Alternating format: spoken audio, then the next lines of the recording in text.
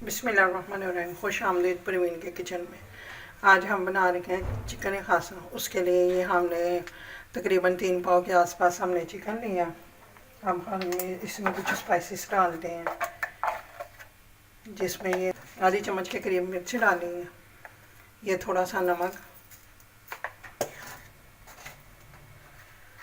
थोड़ी सी हल्दी, ये थोड़ा सा धनिया, कुटा हुआ पिसा हुआ धनिया, ये थोड़ा सा गरम मसाला, 2 चम्मच के करीब हम इसमें ऑयल डालते हैं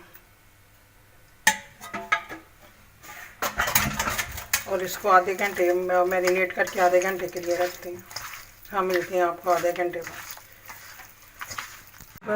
ऑयल डाला, अब हम इसमें अपने ये साबुत मसाले डालते हैं, जिसमें ये 4 छोटी इलायची है, 3 बड़ी इलायची है, ये थोड़े से 7-8 लौंग है और काली मिर्च, ये 2 टुकड़े दालचीनी और तेज़पात, इनको डाल के थोड़ा सा सोते करते हैं,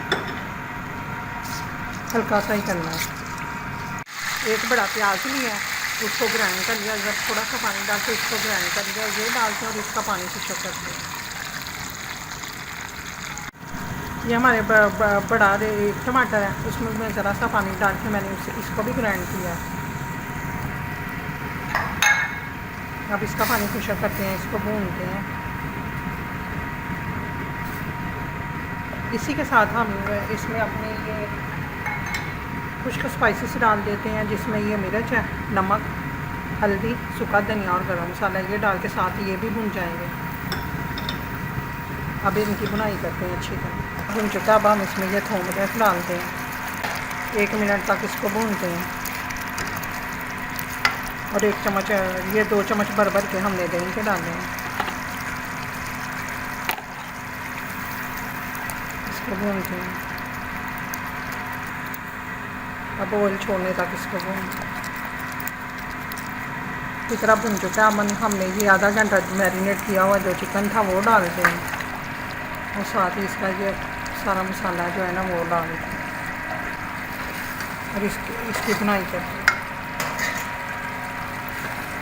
अब ये देखिए हमारे मसाले ने ऑयल छोड़ना शुरू कर दिया है, हमारा चिकन जो है ना बहुत अच्छी तरह भुन चुका है। अब हम इसमें ना 1 गिलास पानी का डालते हैं और इसको भुनने के लिए छोड़ते हैं। ग्रेवी आपकी मर्ज़ी है, आप ज़्यादा रखें या कम रखें। जो चिकन खासा होता है ये बिना हड्डी के जो बोटी होती है ना उससे भी पक जाता है। मैंने ये हड्डी वाली बोटी ली, ये 1 गिलास पानी का डाला है हमने